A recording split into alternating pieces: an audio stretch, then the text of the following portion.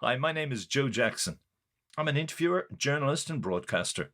And for the first decade of this century, I did for the Irish radio station RTE Radio 1 a music series titled Under the Influence. Sadly, that title was subsequently used, be it stolen consciously or otherwise, for a similar MTV show. So now, after revisiting the master tapes of those old interviews, I've decided to turn the best into a podcast series called The Music That Made Me. I may even add the subtitle, Made Me Want to Make Music. Either way, what follows is one of those shows, minus music, which for copyright reasons I can't include. Some of the full shows and many of my other radio programs are available on mixcloud.com. And if you want to read any articles that arose out of these interviews, you can check out joejacksoninterviewer.com. Enjoy the show. I'm in your hands. Okay, I'll give you an idea what the show's called, Under the Influence. It's not a kind of straight bio. Did Sherry tell you what kind of the idea I have is? no idea. Okay, it's a summer series I do on specials on every bank holiday out, and I've talked to world musicians about, we play a couple of songs by people that heavily influenced your own music, your lyrics, your style, your attitude, and then we lead into your songs. All right. So maybe it's 2 songs along the way from people you would like to hear again. I'm going to fire up a stogie if that's all right with you. Which? Cigar. Absolutely. Here we go. So the structure of the questions also is chronological. Okay? So we'll work through your music from the earliest stuff. I may even play one of the demos from the box set and that kind of stuff. Sure. Just tell me which ones, because, there were so many. So. Sure. No, I will try and guide you. And if you don't agree with one of my choices, say, I think another one would be better. You know what I mean? Okay. So it's kind of, a lot of it will be organic. All right. Okay, so when? They'll give us the cue. Okay. And we'll do what we do. Are you based in New York here, Joe? No, we flew in yesterday. I'm flying out in 2 hours. Oh, my God. I know. Isn't that hell? Thank you so much. So I don't know what time or day it is. I do know it's America. That's about it, because I can hear your accent. Yeah, that's it. I'm your only... somebody talking to me around here. Okay, Neill Diamond, welcome to Under the Influence. And before we focus on your music, I'd like to look back on some of the music that influenced you. In high school, you wrote with Jack Packer, What Will I Do?, which you later described as a wannabe Everly Brothers song. Yeah. And you once told me that growing up in Brooklyn, you were exposed to singers like Sinatra, then rock, folk, blues, and gospel. So where the hell did we start? Well, we probably start with my parents. They were both devoted ballroom dancers, so I always had a lot of music around the house. And I was exposed to the Latin music and the foxtrots and tangos and waltzes, but a lot of Latin music. And and I guess we start with the influence of radio when I was a teenager. Right. I fell in love with the Everly Brothers and a lot of the pop music at the time. I worked in my dad's little retail shop, so I heard everything that was out in pop music at the time. And but I did fall in love with the Everlys. Can you remember a particular song on Everly Brothers track 3 where you went, God, I got to create music like that? Was there a specific moment? Well, I think Let It Be Me was one of my faves. It turned me on to Gilbert Bécaud also, who I wrote with years later. Yeah. But just on the basis of him writing Let It Be Me, I thought it was a beautiful melody, and the Everlys did a great job on it. But I had all of their singles, Claudette and Bye Bye Love. And, were they the Cadence recordings of the Warner Brothers? They were they were Cadence. The original. Yeah, the really good stuff. The monos. They were in mono. They would have been, wouldn't that's they? right. Late 50s. That's right. That was before stereo was... Absolutely, because they re-recorded them in stereo for Warner's. So I think we should play the mono cut of maybe Let It Be Me to kick off. Would you like to hear that? Oh, that'd be beautiful. Okay, you got it. Now you know that's the way it goes. Okay, so we'll dub in the song after that. Okay, Neill Diamond, you once said one of your first songs, Blue Destiny, actually touched my 17-year-old heart. And boyhood friends, I believe, called you Hamlet because you seem to be a bit sad. Is that true? Mm. Well, had you a Blue Destiny from the start?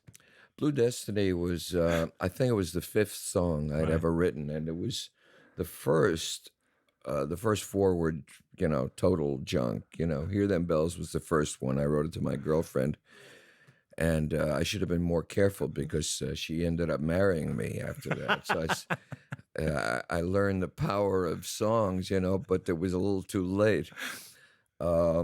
but Blue Destiny had a little bit of me in it, in the lyric itself, and there was the sadness of it, and there was something about the song that I really liked. For a beginner, Right. for just someone starting out, and yeah, that song got me hooked on songwriting. But do you that element of sadness? I once talked to you about. We talked about how much of it might be rooted in your kind of Jewish background, because I quoted Neill Sedaka saying that a lot of the minor modes he used for writing songs like Solitaire created some of the best songs he did, and you said maybe Neill was right, that maybe there's an element of that in your music too. I think there's part of it in the music, but I think it's part of my nature anyway. I'm a little bit melancholy. I'm a Okay. little bit shy, so that came out. All right. But But were you shy as a kid? Because you then said in the sleeve notes for one of the CDs that you had this image of yourself as a solitary man, but then you Yeah. said you were voted the most cheerful boy in the class or something. Yeah, So which was it? Which is the truth? I was very surprised to hear that. I was doing a tour, and when you're touring, you meet people from your past that you Right. just never would meet if you hadn't been out there. And there was some kids from my sixth grade class who showed me some things I had written and on the graduation books to them, and I had been voted the most cheerful kid in class. I have no idea So where that blew your came image from. immediately. Your own self-image was It's thrown right out the window. absolutely. I would have canceled, half the songs I'd written. But so it was a surprise for me to hear that. But I think under the surface there is a little bit of melancholy. But Which runs throughout your whole career, from the early songs right through to the latest yeah, album. I think so. I Yeah. think so. But I haven't let it get the best of me. At any I'm- period, would it have gotten the best of you? Or were Pardon you me? always able to discharge it through music? Yeah, I think it was a good. Music's great therapy. All right. It's a lot cheaper than a psychiatrist, and it's good for the soul to vent all of that stuff. And But you have that. You wrote somewhere that you do have that almost a genetic need to express yourself that way, whether it is through writing the song or performing for an audience, to keep your life in balance. well, it's turned out that way. Right. I'm very lucky that I found music to help me do that. Okay. Can we play one more influence from the early years, or Yeah. would it like to be maybe from the Brill Building days? I don't know. If it was people who were around you, Brill Building. it doesn't have to be. days. Whatever you want. Well, the early songs, one of those original first 5 songs that got me my first job with a music publisher. So it would be anything from Hear Them Bells to A Million Miles Away, or maybe even Blue Destiny. I think we should play it. We talked a lot about Blue Destiny. Maybe we should let people hear All it. right, let's Okay. try it. This is Blue Destiny from a very young Neil Diamond. Okay. Did you write one of the first Jewish folk rock songs, You Are My Love at Last? I saw that thus described. Is that accurate, or is that romanticism within rock culture? I don't know who's giving all these description here. It sounds like my mother is describing these songs, the Jewish rock songs. Jewish folk rock, Jewish folk yeah. rock. It probably is. It was written in a minor key. All right. And I did sing with my fellow schoolmate Jack Packer. He never wrote. I was the writer, and he was actually a trained opera singer. So he taught me how to sing harmonies and All all right. of that. I was like a sponge. I picked up, musical knowledge from whoever I worked with, and Jack was good. So we sang together, and You Are My Love at Last was the painful expression of two 17-year-old Jewish kids from Brooklyn yearning for a career in music. All right, okay. But you got it. And you continue that aspect of when you worked with Greenwich and Barry or people in the Brill Building. You did soak up, you took up all those influences about production, about construction, about structuring songs, performance. Didn't very you? much That so. was like And Jeff and Ellie were great teachers. I mean, I remember so well when I wrote Kentucky Woman.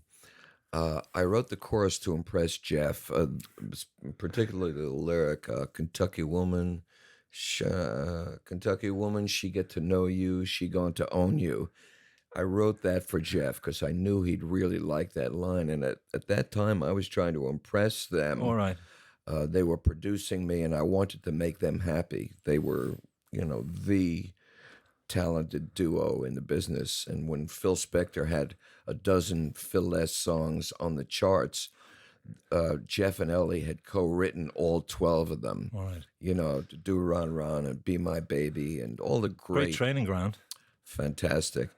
So I was very, very lucky to have a chance to work with those two people, and we had a ball. But they also did a lot of the hand clapping, didn't they? Do the kind of trombone parts in a lot of your songs, and they were very much. They did all the background Yeah. singer parts. So when you say "She got the way to Yeah, move me," that's- that's Jeff and Ellie. And Did you sing like Jeff too? So I saw somebody say that his vocal style was something like yours too. That you patterned yourself on him. no, I don't know Not like that so Jeff. much. Okay. But I definitely did write to impress Jeff and Ellie. Well, was he impressed? Were they impressed? Well, they loved the song. You know, he jumped up and down when he heard that line. So I think I hit the right nerve. You did, right. I think we should play that and let people hear what hit his nerve. Good. Should we play it? Absolutely. Okay. This is going its own direction, but that's okay by me. Beautiful. Yeah, just Neil Diamond, we touched on your childhood there, and you did mention your parents. Was there any echoes of the kind of tensions that were in the jazz singer? Was there any element that you felt by singing pop your dad felt let down? Did he want you to do that? Were there tensions between you and your dad along those lines, or was that just an external movie? No, I think it was written really for the movie, and it's the story from the 30s. The original you movie. know, Yeah. pretty much so. My parents were really supportive, although right. I must say they're probably underneath all of that support, and I think they would have preferred that I go to medical school and do something Worthwhile. worthwhile with my life. Saving souls didn't saving bodies was probably better for them than saving souls. Absolutely, but they were so musical that Right. they loved the idea, All right. and I would come home and from making these early demos, and after playing them myself in that turntable that I had downstairs, I'd have my mom and dad come down and listen to them, and they were my biggest supporters Were at they? the beginning. All right. Absolutely. But there are many images in many of your songs, like about a lonely child looking out a window. And you have spoken about always dreaming there was something more, or dreaming of being rich, or dreaming of getting out of where you were. What was that kind of longing? If you were as seemingly content within that situation, why did you have that other aspiration? I don't know if I was content, but I Right. was, I was basically a good kid. I never really got into too much trouble, and there was a lot of trouble around in Brooklyn that you could get into. Well, what kind of trouble did you get into? What was it? Are we talking gang fights? Are we talking tough A stuff here? couple of gang things, but I learned real easy that was not my milieu. I was shot beneath my eye with an air gun All right. in one of those fights, and it came too close to my eye, and I said, this is not what I should be doing. And my dad knew that there was that kind of stuff around, so he made me come and Around work the neighborhood. around the neighborhood. There Right. were gangs, and All right. so he made me come after school and work in his shop. Yeah. So that kept me out of trouble immediately. But there is that loneliness in a lot of those songs about childhood, sitting by the window. Yeah, You yeah. know? I think I've Like always even that been beautiful lyric about waiting for your father to come home and the feel of his whiskers and wondering where he's gone. They're very evocative, but aching images. I think, Brooklyn Roads really Yeah. told that story of growing up in a Flatbush section of Brooklyn, which is a working man's section, and it was also a tough section. And I was pretty much of a loner Right. at that point in my life. And But you'd that, wait for that the- image of myself sitting by the window and looking down on those Brooklyn roads, it was actually Church Avenue. Right. And it's very right on. Okay, and so is Shiloh. You created an imaginary friend. I mean, that's like a lonely guy or woman, Yeah, whatever. Creating a friend who helps that you would, dream. That would take a therapist to really get to that, because that's Right. a little bit off the mark. Brooklyn Roads is right on the mark. Okay, Shiloh was more of an artistic creation. I think so. I took Right. my poetic license. I had Okay. started paying off my poetic Had you? license that year, and So you could play around with the facts. exactly. So it wasn't an imaginary friend, but in fact, I've just come to know after all of these years that imaginary friend was music, Oh, right, okay. and I would come to music whenever I needed, Right. Solace. and sustenance. and- Okay, all right. Well, then I'm not going to play Shadow. I'm going to play Brooklyn Roads. I'd love to Beautiful. hear that again. It's a gorgeous song. Neil Diamond's Brooklyn Roads. Okay, this is lovely. Okay. Neil, you were talking there about when you got shot with the air gun or the pellet gun under the eye. Yeah. When you then, I think it's ironic then that you went and signed for a label called Bang, which I have read in early press releases and that you beat the mob. How much of that is, again, romanticization or playing with the facts? Burt Burns and co. Burt was a very creative guy. He wrote Twist and Shout, and a number of other songs. He All was right. a very creative guy, but to start a tiny label like that, I think they had to have some kind of backing. Okay. And, whether it was kosher or not, I really can't say. I kind of think not. I think there were some guys with broken noses who All right. were helping get the records played. And I remember very clearly they were counterfeiting singles in New Jersey, my singles, when they first started to hit. And Bert sent some guys out there to break some legs and, Okay. stop that illegal activity with some more illegal activity. Yeah, right. But that's but that's how the business was. A lot of the business was in New York, particularly at that time, and it goes back to Sinatra, it goes back to Como, and all those people. Exactly. So you would have bought into that. But was it ever a stage where it got dangerous for you? I have read that you at one point began packing a 38, and you sent your wife and child out of the city. I did. Yeah. When I left Bang Records, we just after a couple of years, and they wanted me to continue doing Cherry Cherry and Kentucky Woman, and I wanted to, the Beatles were there, and they were showing everybody that you could really, spread your wings, and I wanted to do that. I felt I had been on the road for a couple of years and doing all the commercial records, and I didn't want to do that anymore. I wanted to do commercial records and make people happy and write beautiful songs, but I wanted just to be a little more creative. And you wanted to use your poetic license further. Absolutely. I had been paying for it for a couple of years at that point. But the record company was not happy with that. So we locked horns, and I finally said, that's it, I'm gone. And do what you will, but I'm out of here. All right. And so I started to get threats. There were veiled and unveiled threats. I got calls from people I know saying the FBI has word that the Mafia is coming after you and threatening you, et cetera, et cetera. So be careful. All right. So I packed a 38 for a while. I sent my wife and my daughter out to little house we had on Long Island, and I walked the streets with a very heavy gun. Okay. And it was loaded too. I don't know what I would have done. The occasion never arose where you had the to occasion never arose, although everybody around me was threatened too. Jeff and Ellie were threatened. My manager, who was Fred Weintraub, he was beat up, was he? At the time, owned the bitter end, and they threw a stink bomb in the bitter end and closed it down for 3 months. All right. But somehow we all got through it and survived, and the bad guys ran away when the good guys, came to the rescue. Was there ever a stage, because you're talking to people in Ireland, that Bert was associated with Van Morrison, that you were told he could kind of boost his career and stagnate yours? Because he had an interest in both you guys around the same time. That's right. Bert brought Van on, and, he was obviously a tremendously talented guy, and I was happy to have him on as a label mate. Up until then, I'd been supporting everybody, but it made Bert a little more independent of me. Here he had this new guy who was going to take over, and I don't know if Van knew anything about this. Probably not, but the pressure was turned up on me because of that.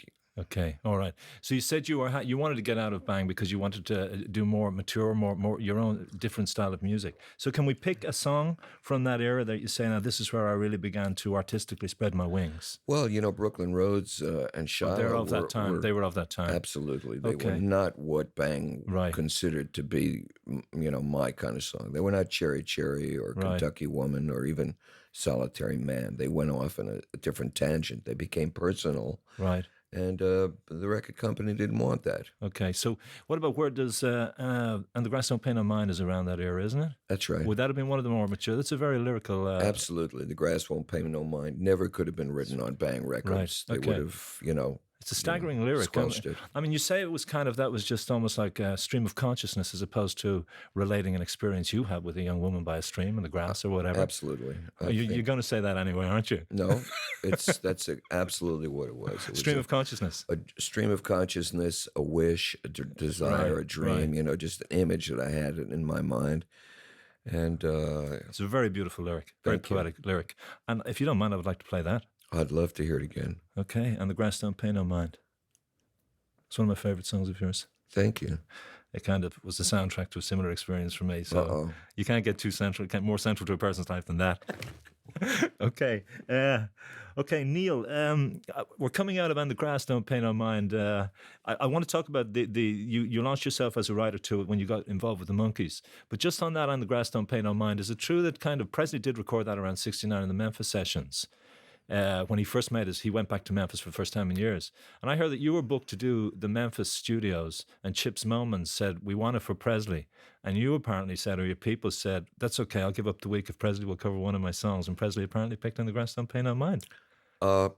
It's a great story, and it may be true. It's the first I've heard of it. It's the first I've. But you would have heard his version from the Memphis sessions. Yes, anything that Elvis did, you had to listen to. He was the guy who started it all. All right. So does that feel good to you as a songwriter? Chris Christopherson said to me once that when he heard Sinatra and Presley, voices like that wrap themselves around his lyrics, his melody, you just feel, God, this is it. No, absolutely.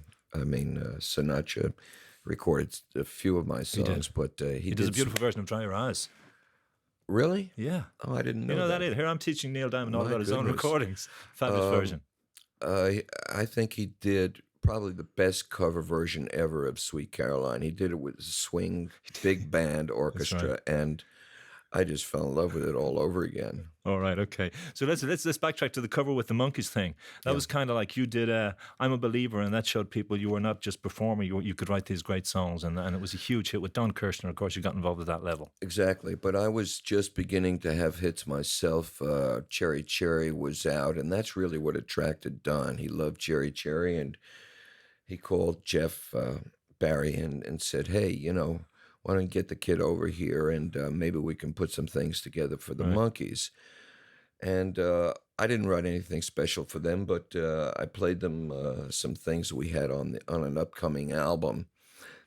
And I said, you can pick anything you want, because I was a writer and I wanted to have some hit songs out there. And you wanted to pay the rent too. That was the time when you were struggling to pay your rent. Absolutely. And the Monkees paid my rent for years with that, because I never got paid from my label. But as a writer, was that part of the problem with Bang too? You weren't getting that kind of royalties, publishing royalties? Oh, That's right, right. okay. That's a big issue. Huge well, issue. if you're working for a year or two and you're hoping to pay for your expenses and all of that kind of stuff, it helps to get paid. And there was no money forthcoming. All right, but it came in on the Monkees' I'm a Believer. It came in on the Monkees' I'm a Believer. I got the biggest check I ever received, and I promptly went and hid it somewhere in my room, and I didn't find it again for about 7 or 8 months. I was going nuts. I hid it in a very secret place where nobody could find it. And I couldn't find it. And I couldn't pay my rent either. You put it with your 38. You'd stopped using it. God. But is it true then that when Kirshner said to you, they'll do I'm a Believer, and you get the second one if it's a hit, and that they then didn't want to do A Little Bit Me, but he said, look, I promised Neil Diamond he'd have the follow-up too. He never promised me anything. Oh, did he not? And, I was very pleased to get the follow-up, but I would have been just as happy just to have I'm a Believer. All right. But there were no promises. All right. I'd love to play, if you don't mind, your own version of I'm a Believer to let people hear what they heard and where it started. Yeah, for sure. They heard it. Don heard it. He loved it. Would you still be proud of this lyric? Obviously has resonance still for a lot of people. Absolutely. Absolutely. The faith of a romantic. Always. Okay. I'm a Believer. Okay, this is going well. Can we take a little break? I just want to take a drink of water. You okay with this? Beautiful. We're going through the... So you didn't know that story about Dry Your Eyes? Sinatra's a staggering version. No, I'll have to get a copy of the record. I know he did Stargazer. Funny version, a very swing version of that too, didn't he? That was a great version of Stargazer. Yeah. But Dry Your Eyes is really moving, very powerful.